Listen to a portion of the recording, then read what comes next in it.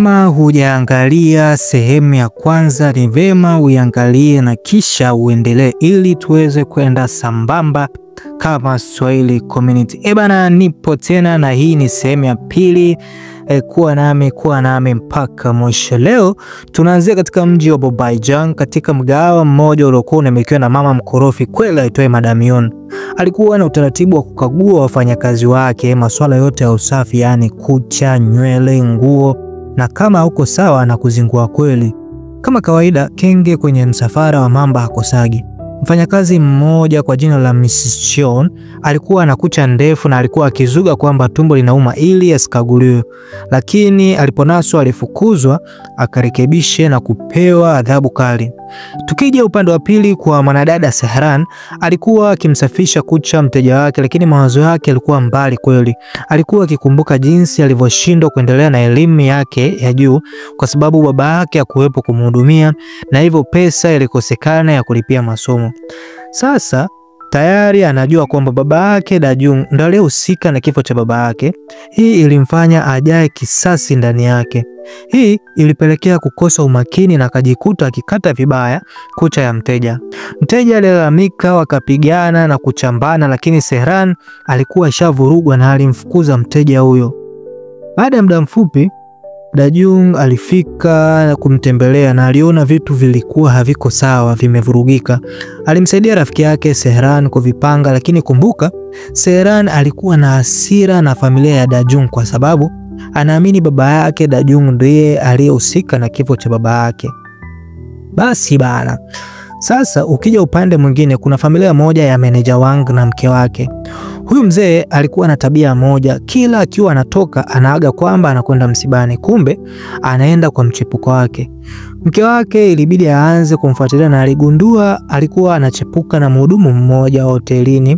Mke wake alimlalamikia na alilia sana, ni kwa nini unanifanyia hivi, au ni kwa sababu nakupenda sana? Basi bana, meneja wangu alimpooza mama na maneno matamu na maisha yaliendelea. Usiku ulipofika, ilikuwa ni birthday ya Sangchul, mme wa Dajung. Aliwaambia kuleni vya kutosha, maana leo ni siku ya muhimu sana kwangu. Walitaniana na rafiki yake mmoja alimwambia Dajung, kwa hii misosi lazima nami nioe hivi karibuni. Walicheka na kufurahi, lakini Sehran alikuwa bado hana furaha.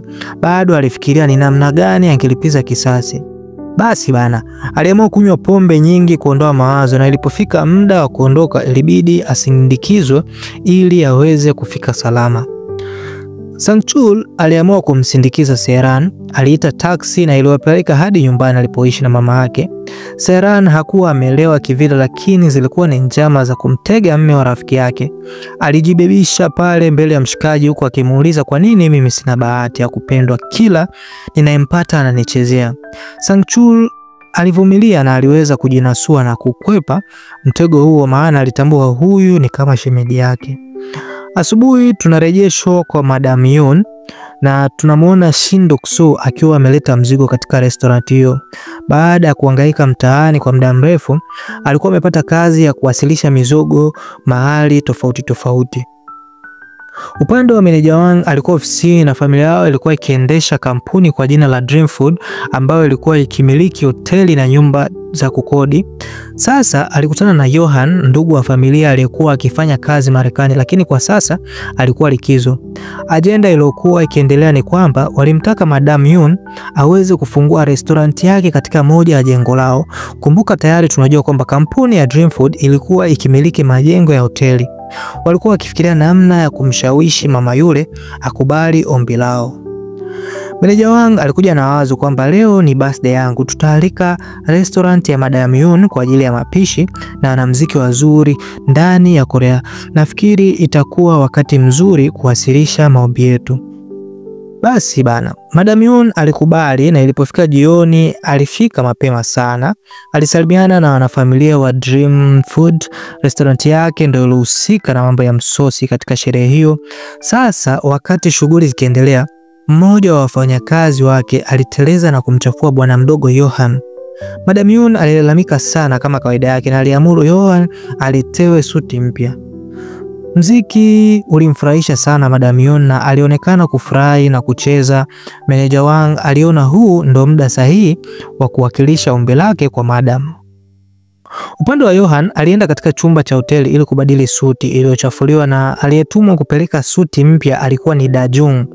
Mambo hayakwenda vizuri na waligombana, na kipindi Dajung anafukuzwa kutoka chumbani, kuna mtu alikuwa akirekodi live yake na walionekana ni watu, na watu walitafsiri ni kama wapenzi wanagombana.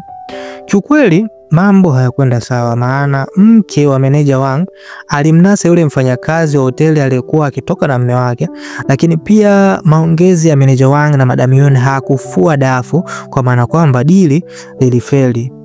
Basi bana, baada ya Dajung kutoka hotelini, alikuja kumtembelea rafiki yake Sehran nyumbani kwake, maana jana usiku walilewa sana hadi kushindwa kutembea.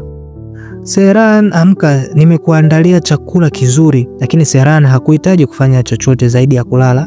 Alimfukuza Dajung kwa hasira, nimekuambia sihitaji chochote, niache.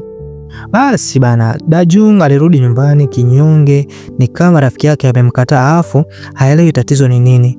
Baba yake Shin Dok-soo alifika nyumbani baada ya mihangaiko ya hapa na pale, na alimueleza baba yake kilichotokea kuhusu yeye na rafiki yake.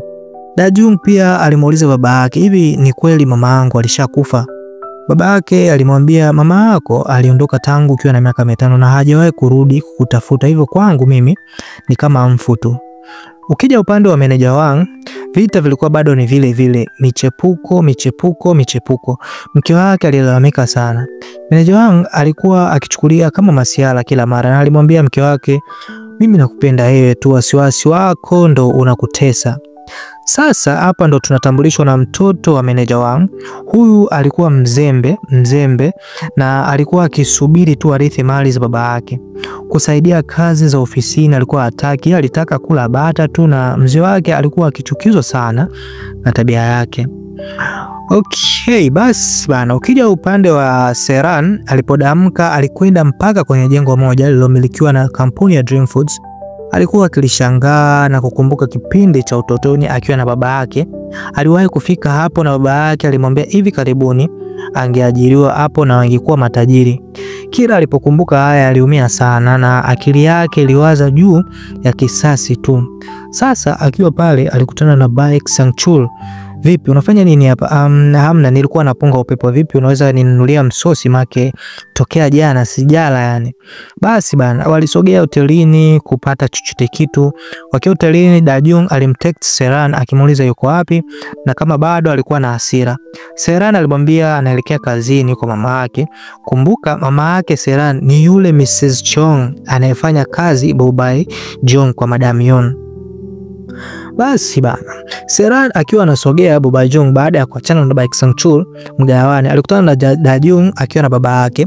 Walisalimiana vizuri, lakini Sehran ana yake moyoni, maana anajua muuaji wa baba yake ni Shin Dok-soo. Aliporudi nyumbani, mama yake alimpa umbea uliotokea katika birthday ya meneja Wang. Alimwambia yule mke wa meneja Wang sio mgeni kwangu, na ninashangaa ameolewaje na mtu tajiri baada ya kuachika. Kumbe yule mwanamke wa meneja Wang ni ex wa zamani wa Shin Dok-soo aliondokaje kipindi kile. Alimwambia huyu mwanamke ndo alikuwa chanzo cha kifo cha baba yako, maana alikuwa akichepuka na baba yako, na alipofumaniwa ugomvi ulianzia hapo kati yake na Shin Dok-soo. Bana, ni hata ukweli unazidi kufichuka na Sehran anaelewa sasa kila kitu.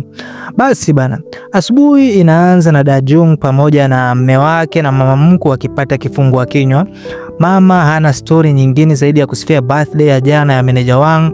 Alifurahishwa na wanamuziki waliotumbuiza pale, lakini pia alimwambia Dajung kwamba ni muda sasa tangu upatane na baba yako, lakini hatujawahi kula naye pamoja kama familia. Hebu fanya kumwalika ili jioni tuweze kupata chakula cha pamoja.